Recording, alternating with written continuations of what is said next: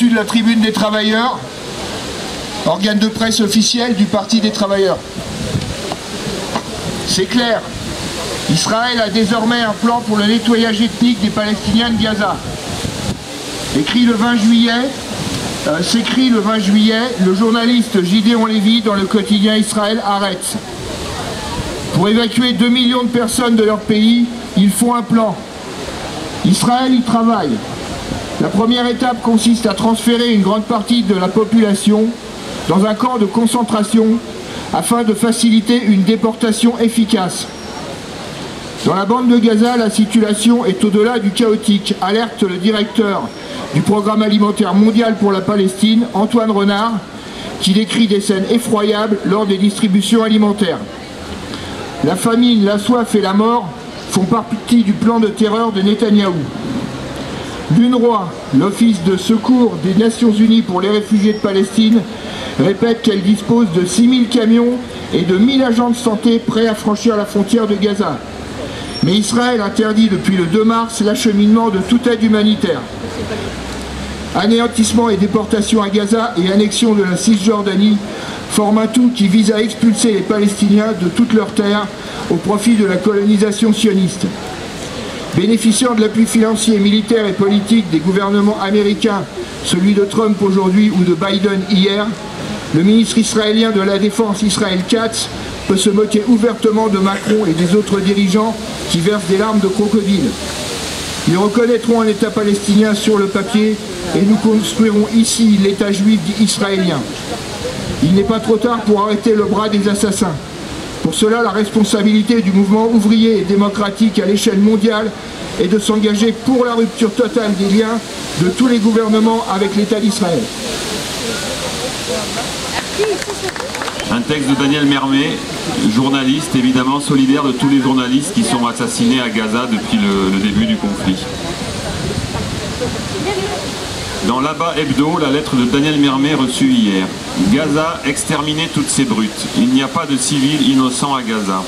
C'est ce qu'affirment 64% des Israéliens selon une enquête publiée par l'Université hébraïque de Jérusalem le 11 juin dernier. 87% des partisans de la coalition au pouvoir partagent cette opinion. Ce qu'on appelle tuer des innocents est devenu la norme. Le journal Haaretz a publié le 27 juin une suite de témoignages de militaires israéliens impliqués à Gaza. Un officier supérieur confie « Ma plus grande crainte est que les tirs contre les civils ne soient pas le résultat d'une nécessité opérationnelle ou d'un manque de discernement, mais plutôt le fruit d'une idéologie partagée par le commandement sur le terrain. En instrumentalisant l'Holocauste comme bouclier idéologique pour justifier sa politique, l'actuel pouvoir israélien discrédite le concept de génocide qui, de la Namibie au Rwanda, concerne toute l'histoire de l'humanité et contribue à construire une pensée historique et un rempart contre le pire. Lâcheté, médiocrité, indignation surjouée, répression du soutien à la Palestine, resterons-nous vraiment impuissants devant ces nouveaux assassins de la mémoire? Daniel Mermet. La CGT accueille avec satisfaction la décision de la Cour d'appel de Paris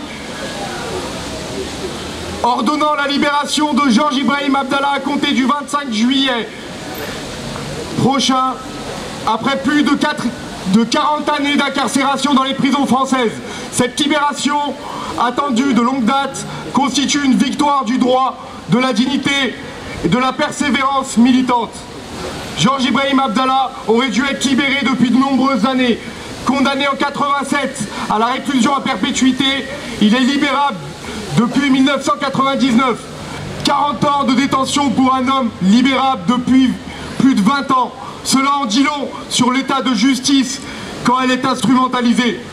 À travers ce combat, c'est aussi les questions du respect des droits fondamentaux et de l'indépendance de la justice que la CGT souhaite mettre en lumière.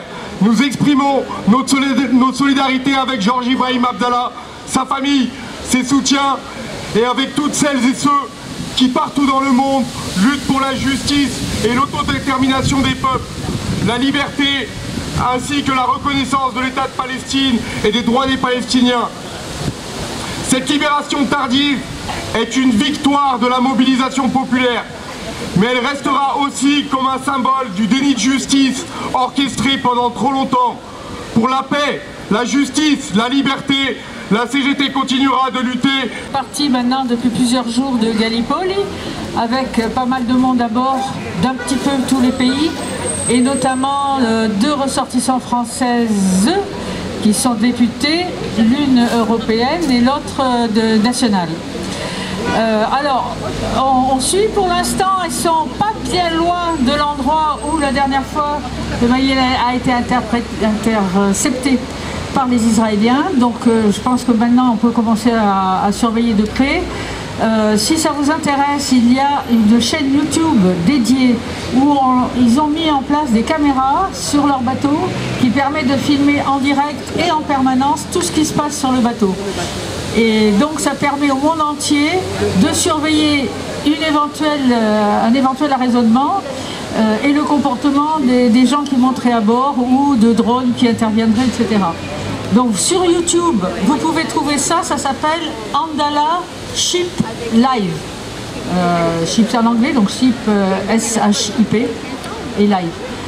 Ça permet de suivre, je pense dans les heures qui viennent, les 2-3 jours, là, c'est là qu'on est vraiment sur un moment délicat pour elle. L'interpellation que nous avons faite la semaine dernière à Macron a été transmise, la presse en a rendu compte, donc on continue en ce sens-là.